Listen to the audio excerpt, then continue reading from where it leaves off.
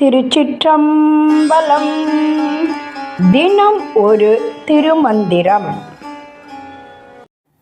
திருச்சிற்றம்பலம். தலைப்படலாம் எங்கள் தத்துவன் தன்னை வலப்படு பாசம் அறுத்து அறுத்திட்டு நிலை பெற நாடி நினை பெற உள்கில் தலைப்படலாகும் தருமமும் தானே. திருச்சிற்றம்பலம். தலைப்படலாம் எங்கள் தத்துவன் தன்னை என்று தொடங்கும் பாடலை இப்பொழுது நாம் பார்க்க போகிறோம். சிவஞானம் தருகின்ற சிவபெருமானை ஜீவன் தன் முயற்சியினால் அடைய முடியும். ஜீவனை பலமாக பந்தப்படுத்தியுள்ள பாசத்தை அறுத்து எரிய முடியும்.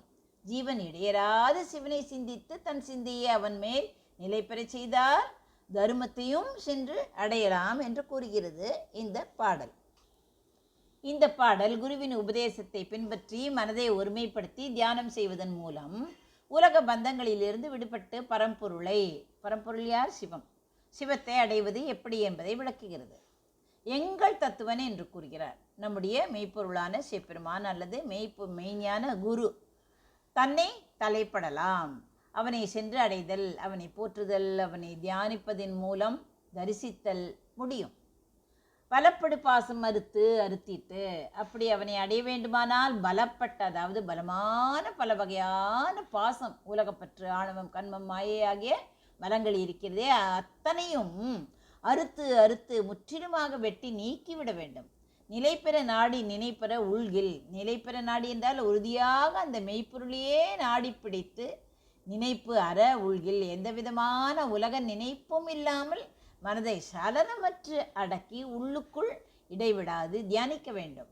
இங்கே நினைப்பற என்பது என்ன? மனம் அற்று போன எந்த சிந்தனையும் இல்லாத நிர்விகல்ப சமாதி நிலையை குறிக்கிறது.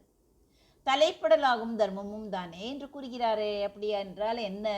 அந்த நிலையில் தலைப்படலாகும் மெய்ப்பொருளான சிவபெருமானை நிச்சயம் அடைந்து விடலாம் என்று அறுதியிட்டு கூறுகிறார். மேலும் தர்மமும் தானே, அந்த பெற்றால் பிறக்கின்ற அறச்செயல்களும் சிவஞான நிலையும் தன்னால் உண்டாகும் என்று கூறுகிறார். திருமந்திர பாடல்கள் பெரும்பாலும் தத்துவ விளக்கங்களையே கொண்டவை. ஆயினும் அதன் கருத்தை விளக்கும் ஒரு கற்பனை கதையை நாம் இப்பொழுது பார்க்கலாம். ஒரு காலத்தில் தர்மன் என்றொரு இளைஞன் இருந்தான். அவன் மிகுந்த அறிவாளி. ஆனால் உலக வாழ்க்கையில் பேராசை, பொறாமை, பற்று, பாசம் போன்ற பல பலமான சங்கிலிகளால் அவன் கட்டுப்பட்டு இருந்தான். எத்தனை செல்வம் சேர்த்தாலும் அவருடைய மனம் அமைதி அடையவே இல்லை. அமைதியை தேடி சென்ற தர்மன் ஒரு யோகியை கண்டான். தர்மனின் மனநிலையை புரிந்து கொண்ட யோகி இந்த பாடலின் பொருளை விளக்கினார்.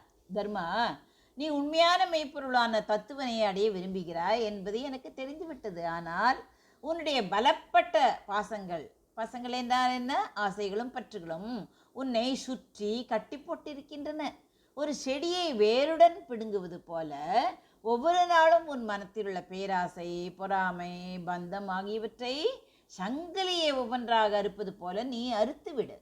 யோகியின் அறிவுரைப்படி தர்மன் என்ன செய்தான்? ஒரு வனத்தில் தனிமையாக அமர்ந்து தியானம் செய்ய தொடங்கினான். முதலில் தன் செல்வத்தின் மீதான ஆசை வந்தது, அவன் அதை அறுத்தான்.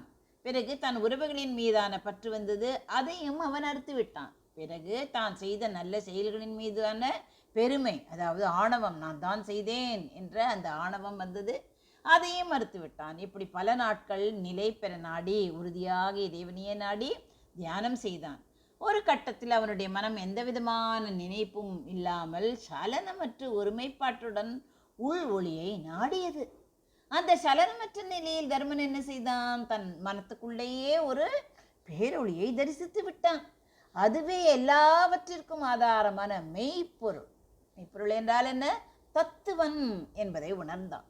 அந்த ஒளியை தலைப்பட்ட போது, அதாவது அடைந்த போது, அவனுடைய முந்தைய வாழ்க்கையில் இருந்த அத்தனை பற்றுகளும் வினைகளும் நீங்கிவிட்டன. அவனது மனதில் உண்டான அந்த ஞான பேறு மற்றும் அதன் விளைவாக அவன் செய்த நற்செயல்களே அவனுடைய உண்மையான தர்மம் ஆனது. தர்மம் என்றால் இங்கு அறம் என்று சொல்லப்படுகிறது. இவ்வாறு பற்றுக்களை அறுத்து மனதை ஒருமுகப்படுத்தினால் ஒவ்வொருவரும் மெய்ப்பொருளை அடையலாம் என்ற பேருண்மையை தர்மன் உணர்ந்து முக்தி அடைந்தான். தலைப்படலாம் எங்கள் தத்துவன் தன்னை பலப்படு பாசம் அறுத்து அறுத்திட்டு நிலை பெற நாடி நினைப்புற உள்கில் தலைப்படலாகும் தர்மமும் தானே. நன்றி, வணக்கம். உமா பாலசுப்ரமணியன்.